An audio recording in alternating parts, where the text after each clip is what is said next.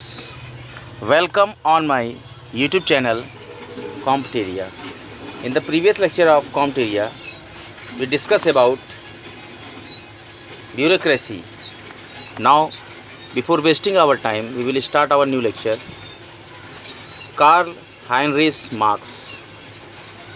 Marks की प्रमुख कृतियों में economic and political manuscript, the holy family, the German ideology, thesis on Feuerbach, the poverty of philosophy, communist manifesto, the class struggle in France, the 10th Brumaire of Louis Bonaparte, a contribution to the critique of political economy, Das Kapital, the civil war in France, a critique of Gotha program, Das Kapital second part, Das Kapital third part, और marks की महत्वपूर्ण कृतियाँ और उनके योगदान के बारे में हम इस पाठ में चर्चा करेंगे। Poverty of philosophy.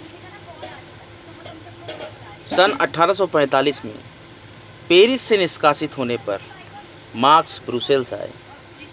इस समय वो प्रौंधों के संपर्क में आए। पहले तो प्रौंधो क्रांति के पक्षपाती थे, लेकिन बाद में वह विचारों के ज्ञान मार्गी बन गया और उसका दृष्टिकोण सहिष्णुता, उदारता, हृदय परिवर्तन की ओर आकर्षित होने लगा था। इसी समय दरिद्रता के प्रति उसके दृष्टिकोण में भी अंतर आने लगा था। उसने आर्थिक विरोधों की व्यवस्था के नाम से एक पुस्तक लिखी थी, फिलॉसफी ऑफ पॉवर्टी। मार्क्स जैसे क्रांतिकारी व्यक्ति इस उदारता और सहिष्णुता के मार्ग को कैसे पसंद कर सकता था। प्रौधों की बातों का फ्रांस के सर्वहारों पर बहुत प्रभाव पड़ा और मार्क्स ने इस पुस्तक का प्रत्युत्तर देना आवश्यक समझा। उसने सन 1847 में पॉवर्टी ऑफ फिलॉसफी नामक पुस्तक फ्रेंच भाषा में लिख दी। इनका मुख्य उद्देश्य था कि प्रौधों को अपने विचारों की कमजोरी का पता चले और वो अपनी आलोचना खुद देख सके। पॉवर्टी ऑफ फिलॉसफी नाम की इस पुस्तक के द्वारा पहले मार्क्स ने ऐतिहासिक भौतिकवाद को वैज्ञानिक और सुव्यवस्थित ढंग से प्रस्तुत करने का प्रयत्न किया। इसमें ऐतिहासिक परिवर्तनों की भौतिकवादी व्याख्या की गई। इसमें बताया गया कि समाज का आर्थिक ढांचा और उसमें परिवर्तन ही ऐतिहासिक परिवर्तनों का कारण है। इस प्रकार ऐतिहासिक भौतिकवाद की पूर्ण विवेचना इस पुस्तक में की गई। Now the second, communist manifesto. Communist manifesto की द्वितीय कांग्रेस में यह निश्चय किया गया कि मार्क्स और एंजेल्स मिलकर एक सार्वजनिक घोषणा पत्र के रूप में साम्यवाद के मौलिक सिद्धांतों की रूपरेखा तैयार करें और यह घोषणा पत्र फरवरी सन 1849 में प्रकाशित किया गया। प्रथम 2 संस्करणों में इस घोषणा का नाम कम्युनिस्ट पार्टी का घोषणा पत्र था। कम्युनिस्ट मैनिफेस्टो में सन 1847 ईस्वी तक के ऐतिहासिक विकास का उल्लेख किया गया, लेकिन इसके द्वारा निकाले गए निष्कर्ष दुनिया के सर्वहारों एक हो जाओ, सदा के लिए एक से हैं। यही मंत्र आज कितनी ही सफलताएं प्राप्त करने में सहायक बन रहा है। कम्युनिस्ट मैनिफेस्टो को 4 भागों में प्रकाशित किया गया था। The contribution to the critique of political economy. Marx की महान सामाजिक दार्शनिकता का प्रथम परिचय हमें उसकी the critique of political economic नामक पुस्तक में देखने को मिलता है। कम्युनिस्ट घोषणा पत्र में भी इस विषय पर प्रकाश डाला गया है, लेकिन ये अपर्याप्त है। इसको सन 1859 ईस्वी में प्रकाशित किया गया। इस पुस्तक में अन्य बातों के साथ मार्क्स ने ऐतिहासिक भौतिकवाद के सिद्धांत को भी स्पष्ट करने का प्रयत्न किया है। मार्क्स का आर्थिक निर्धारणवाद का सिद्धांत इसी पर आधारित है। Now the Das Kapital. Capital marks को अमर कर देने वाली उसकी वैज्ञानिकता पूर्ण कृति है। कैपिटल को पूरा करने के लिए मार्क्स को 18 वर्षों तक घोर तपस्या का जीवन व्यतीत करना पड़ा। कैपिटल को मार्क्स ने 3 भागों में लिखा है, लेकिन मार्क्स के जीवन में निर्धनता के कारण उनकी एक ही खंड सन 1867 ईस्वी में प्रकाशित हो गई। शेष दूसरा और तीसरा भाग उनकी मृत्यु के पश्चात 1885 में प्रकाशित हुआ। Influence on marks thoughts. सामान्यतः हम मानते हैं कि मार्क्स के चिंतन पर हीगल के विचारों का सबसे अधिक प्रभाव पड़ा और मार्क्स ने हीगल के इतिहास दर्शन की आध्यात्मिक विशेषताओं को निकालकर उसे तथ्यात्मक विषय वस्तु से भर दिया है। 1836 में जब मार्क्स ने बर्लिन विश्वविद्यालय में दर्शन और इतिहास का अध्ययन प्रारंभ किया तब मार्क्स ने पहली बार हीगल का गहन अध्ययन किया और उनके विचारों से अत्यंत प्रभावित हुए। मार्क्स ने संभवतः हीगल के विचारों से प्रभावित होकर एक संस्था यंग हीगेलियन की सदस्यता ग्रहण की और इस प्रकार मार्क्स हीगलवादियों के अधिक करीब आ गए। लेकिन मार्क्स ने हीगल के दर्शन की बाहरी संरचना को स्वीकार किया और उसके अंतर्वस्तु को नहीं। द्वंद्वात्मक विचार की धारणाएं मूलतः मार्क्स ने हीगल से ही प्राप्त की थी। यद्यपि इसमें कोई संदेह नहीं कि मार्क्स पर हीगल के विचारों का प्रभाव सर्वाधिक था, लेकिन इसके अतिरिक्त अन्य विचारों ने भी मार्क्स के सिद्धांतों को प्रभावित किया। मार्क्स के प्रारंभिक लेखन के आधार पर आसानी से प्रमाणित कर सकते हैं कि इन अन्य विचारकों में सेंट साइमन का नाम प्रमुख है। संभवतः हीगल के दर्शन शास्त्र के अध्ययन के पूर्व ही मार्क्स पर सेंट साइमन का प्रभाव पड़ चुका था। उन दिनों सेंट साइमन के शिष्य जर्मनी में विशेष रूप से सक्रिय थे। मार्क्स ने जर्मन आइडियोलॉजी में इनकी आलोचना भी की है। सन 1843 से 1848 के बीच क्रमशः पेरिस और ब्रुसेल्स में निर्वासित जीवन व्यतीत करते हुए मार्क्स ने अर्थशास्त्र का गहन अध्ययन किया। मार्क्स रिकार्डो, एडम स्मिथ, क्वेस्ले आदि अर्थशास्त्रियों के विचारों से विशेष रूप से प्रभावित हुए थे। मार्क्स ने अपने लेखन में समाजशास्त्र शब्द का कहीं भी प्रयोग नहीं किया है, जबकि उनके समकालीन अगस्त काम्टे ने इस नाम के नवीन विज्ञान की नींव डाली और उसे चर्चा का विषय बनाया। इसका कारण संभवतः यही हो सकता है कि मार्क्स को सकारात्मक या वैज्ञानिक दर्शन पॉजिटिव फिलॉसफी में कोई रुचि नहीं थी और काम्टे और उसके शिष्यों के प्रति कोई ठीक धारणा नहीं थी। इंग्लैंड और फ्रांस में काम्टे के लेखन के प्रति लोगों में बढ़ती हुई अभिरुचि से मार्क्स को आश्चर्य हुआ। उन्होंने काम्टे के कार्यों का अध्ययन किया, किंतु हीगल की तुलना में उनका लेखन हीन मालूम पड़ा। मार्क्स ने एंजेल्स को एक पत्र में लिखा था कि सकारात्मक या वैज्ञानिक दर्शन पॉजिटिव फिलॉसफी का तात्पर्य प्रत्येक सकारात्मक के बारे में अज्ञानता है। हीगल साइमन के अतिरिक्त मार्क्स पर प्रत्यक्ष या परोक्ष रूप से इब्न खालदून, एडम फर्ग्यूसन, हॉब्स, फायरबॉक आदि का बौद्धिक प्रभाव पड़ा। मार्क्स एवं एंजेल्स का सलेखन अपने ढंग का एक अनूठा उदाहरण है, जिसमें एक दूसरे के विचारों को पूर्णतः पृथक करना कठिन है। मार्क्स एवं एंजेल्स के अधिकांश विचार न केवल समान थे, अपितु दोनों ही अधिकांश समकालीन विचारों से पूर्णतः सहमत थे। एंजेल्स का स्वतंत्र लेखन हमें मार्क्स के विचारों को समझने में भी सहायता देता है। फ्रेडरिक एंजेल्स ने जर्मनी में निर्यात व्यवसाय एवं सेना में नौकरी करते हुए उच्च शिक्षा प्राप्त की। सेना में नौकरी पूरी करने के पश्चात उनके पिता ने उसे अपनी फर्म का काम संभालने के लिए मैनचेस्टर भेज दिया। यद्यपि मार्क्स और एंजेल्स की भेंट सन 1842 में हुई थी, किंतु सहलेखन का निश्चय 1844 ईस्वी में किया गया। सन 1845 में प्रकाशित एंजेल्स की पुस्तक the conditions of the working class न केवल अनुभविक है, अपितु इसमें एंजेल्स ने यह दर्शाया कि मजदूरों की दुर्दशा के लिए वर्ग संबंधों की वह व्यवस्था उत्तरदायी है जिसमें श्रमिकों को एक वस्तु की भांति बेचा जाता है। एंजेल्स की अन्य कृतियों में the origin of the family, private property and the state, the peasant war in Germany, anti Duhring, the dialectics of nature आदि प्रमुख हैं। मार्क्स एवं एंजेल्स ने मिलकर होली फैमिली, जर्मन आइडियोलॉजी जैसी महान कृतियों का सृजन किया। फ्रेडरिक एंजेल्स की प्रमुख कृतियां हम देख सकते हैं: the conditions of the working class 1945, the origin of family private property and the state, the Peasant War in Germany 1950, anti-hoodering, the dialectics of nature, the Holy Family 1945 marks के साथ मिलकर इन्होंने लिखी, और जर्मन आइडियोलॉजी 1946 भी इन्होंने marks के साथ मिलकर लिखी। अब हम अगले यूनिट की तरफ प्रस्थान करते हैं, क्लास एंड क्लास कन्फ्लिक्ट। मार्क्सवादी विचारधारा के अनुसार व्यक्तियों का ऐसा समूह जो किसी विशेष उत्पादन प्रणाली में एक जैसी परिस्थिति के आधार पर पहचाना जाता है, एक वर्ग विशेष के सदस्य कमोबेश उत्पादन प्रक्रिया में एक समान भूमिका निर्वाह करते हैं। मार्क्स से पृथक मैक्स वेबर के अनुसार वर्ग उन लोगों का समूह है जो श्रम बाजार में एक जैसी हैसियत और जीवन अवसर रखते हैं।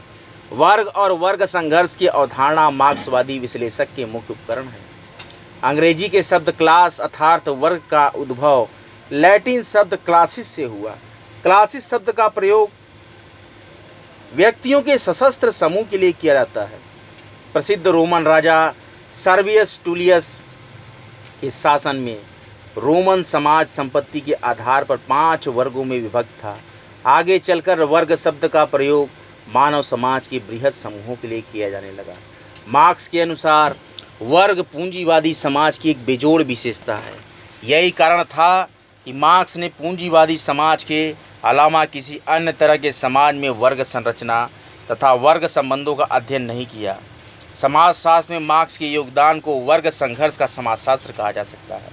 इसका अर्थ है कि मार्क्सवादी चिंतन और दर्शन के किसी भी अध्ययन के लिए हमें वर्ग की मार्क्सवादी धारणा को समझना अत्यंत आवश्यक है।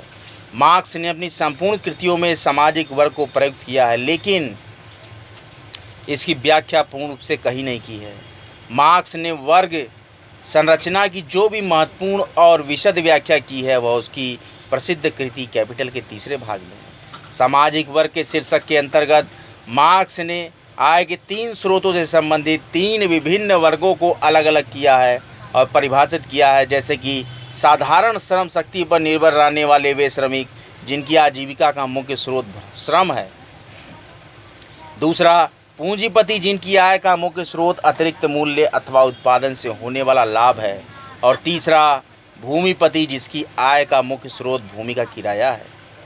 इस प्रकार आधुनिक पूंजीवादी समाज की वर्ग संरचना में 3 वर्ग मुख्य हैं: वेतनभोगी श्रमिक अथवा कामगार, पूंजीपति और भूमिपति। मोटे तौर पर समाज को 2 वर्गों में विभाजित किया जा सकता है। पहला पूंजीपति जिसे बुजुर्गा वर्ग कहते हैं, इसके पास भूमि अथवा पूंजी फैक्ट्री जैसे उत्पादन के साधनों का स्वामित्व होता है। दूसरा, सर्वहारा वर्ग जिनके पास अपनी आजीविका के लिए श्रम के अतिरिक्त कुछ नहीं होता। मार्क्स ने सामाजिक वर्ग की सुनिश्चित परिभाषा देने का प्रयास किया है।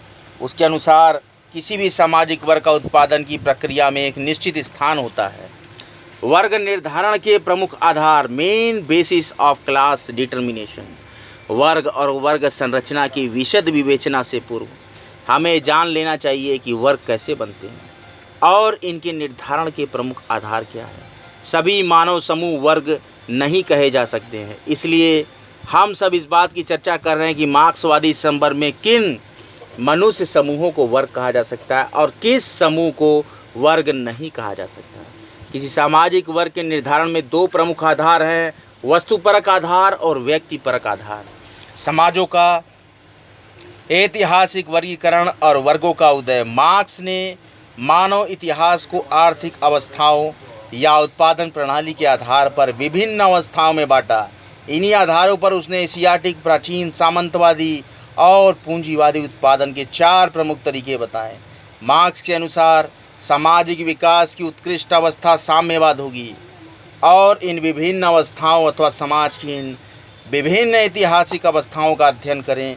इन्हें आदिम साम्यवादी, दास प्रणाली, सामंतवादी अवस्था, पूंजीवादी अवस्था और समाजवादी अवस्था कहा गया है। आदिम साम्यवादी अवस्था, प्रिमिटिव कम्युनलिज्म, मनुष्य के समाज के इतिहास में सबसे पहली अवस्था थी और मनुष्य के संगठन का सबसे सरलतम और निम्नतम स्वरूप था।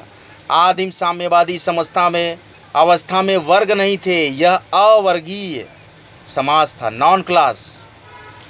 और वर्ग बनने के साथ साथ दूसरी अवस्था आ गई जिसे दास अवस्था कहा गया। नाउ द स्लेवरी सिस्टम, पत्थर और लकड़ी के औजारों का स्थान कांसे और लोहे के औजारों ने ले लिया। इसी अवस्था में बृहद स्त्री कृषि, पशुपालन, खान उद्योग और हस्तकला जैसी विधाओं का विकास हुआ। समय के साथ साथ मालिक वर्ग और दास वर्ग में वर्ग संघर्ष चरम सीमा तक पहुंच गया, जिसके फलस्वरूप दास क्रांतियां हुई। पड़ोसी जनजातियों के आक्रमण के साथ साथ इन क्रांतियों के फलस्वरूप दास प्रथा की जड़ें हिल गई और एक नई अवस्था का प्रादुर्भाव हुआ जिसे मार्क्स ने सामंतवादी अवस्था कहा। फ्यूडल सोसाइटी, सामंतवादी अवस्था। उत्पादन की शक्तियों का विकास सामंतवादी अवस्था में जारी रहा। मनुष्य ने इस अवस्था में मानव श्रम के अतिरिक्त ऊर्जा अर्थात अजैविकी शक्ति के स्रोत प्रयोग में लाने शुरू कर दिए, जिसे जल तथा वायु प्रमुख थे। कारीगरी का विकास हुआ, नए औजार और मशीनरी का आविष्कार हुआ और पुराने औजारों को परिष्कृत किया गया। इस अवस्था में निपुण कारीगरों ने उत्पादकता में महत्वपूर्ण वृद्धि की। उत्पादन की शक्तियों के विकास के कारण उत्पादन के सामंतवादी संबंधों की स्थापना हुई। ये सामंतवादी संबंध भूपतियों और भूमिहीन किसानों के मध्य स्थापित हुए। इन संबंधों में महत्वपूर्ण बात यह थी कि भूमिहीन कृषकों पर भूपति सामंतों का पूर्ण प्रभुत्व था और वे सामंत इन कृषकों का शोषण करते थे। इसका परिणाम ये हुआ कि पहले से ही पिछड़े हुए वर्ग संघर्षों ने भूमिपतियों के विरुद्ध कृषक क्रांति का रूप ले लिया। उत्पादन की नई व्यवस्था में मुक्त श्रमिक की अवस्था थी, आवश्यकता थी, जबकि भूमिहीन कृषक का श्रम केवल जमीन से जुड़ा हुआ था।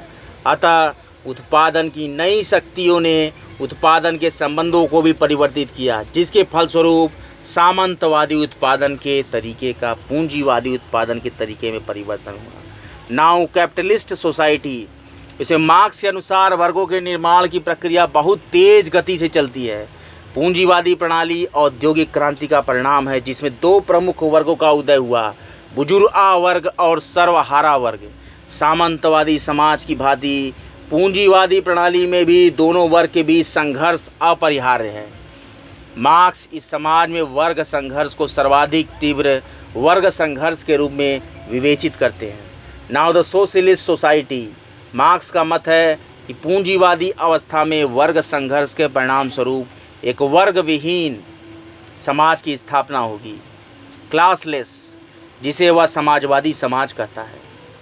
समाजवादी समाज के बाद मार्क्स ने एक राम राज्य के रूप में साम्यवादी समाज, कम्युनिस्ट सोसाइटी की कल्पना की है, जिसे वह वर्ग विहीन एवं राज्य विहीन, क्लासलेस एंड स्टेटलेस सोसाइटी समाज कहते हैं। साम्यवाद शब्द का उद्भव 1830 ईस्वी के मध्य हुआ था। इस समय पेरिस में गुप्त क्रांतिकारी पार्टियों ने साम्यवाद शब्द को अपनाया था।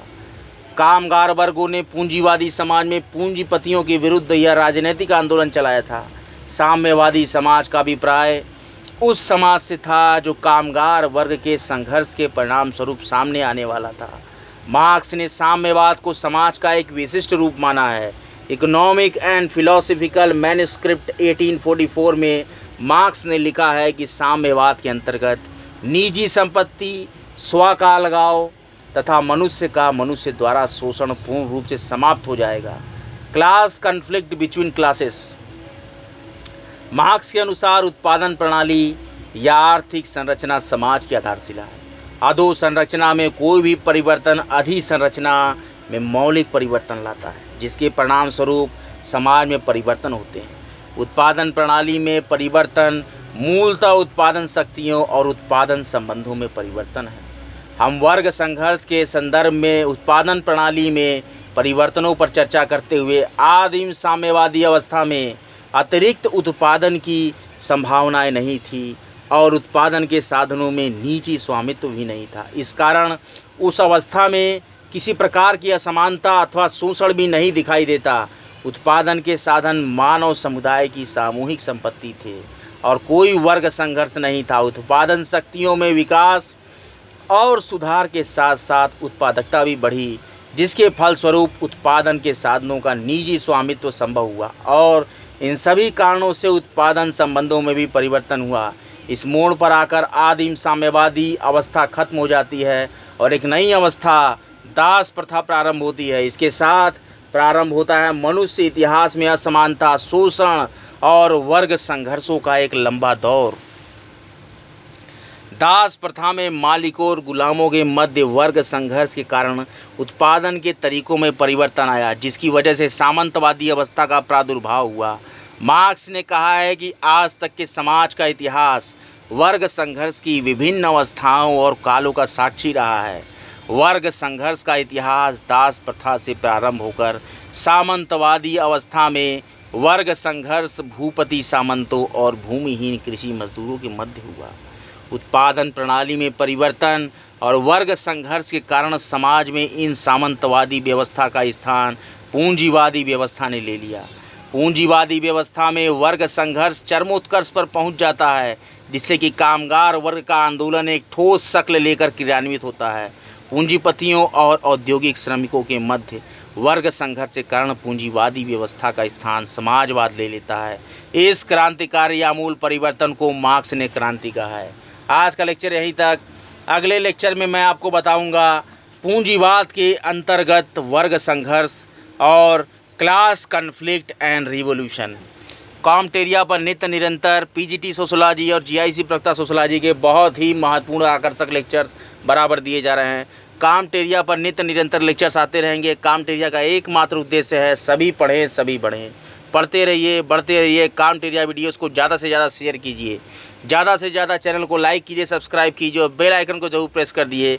नित्य नियमित समाजशास्त्र के बहुत ही इंपॉर्टेंट लेक्चर्स और डेली करंट क्विज, समाजशास्त्र के प्रश्नों की एक करंट श्रृंखला मैं रोज़ डालता हूँ शॉर्ट्स के फॉर्म में, उसको भी आप देखना ना भूलें। वीडियो के डिस्क्रिप्शन बॉक्स में इंपॉर्टेंट कंसर्न पीडीएफ की लिंक होगी, वहाँ से डाउनलोड कर पीडीएफ को लेना ना भूलें। चैनल को लाइक करते रहें, सब्सक्राइब करते रहें, बेल आइकन को जरूर प्रेस कर दें। घर पर रहें, सुरक्षित रहें, अति आवश्यक होने पर बाज़ारों की तरफ निकलें, वैक्सीनेशन ज़रूर से कराएं, स्वस्थ रहें, सुरक्षित रहें। कॉम्टेरिया वीडियोज़ देखने के लिए आपका बहुत बहुत धन्यवाद। हर हर महादेव।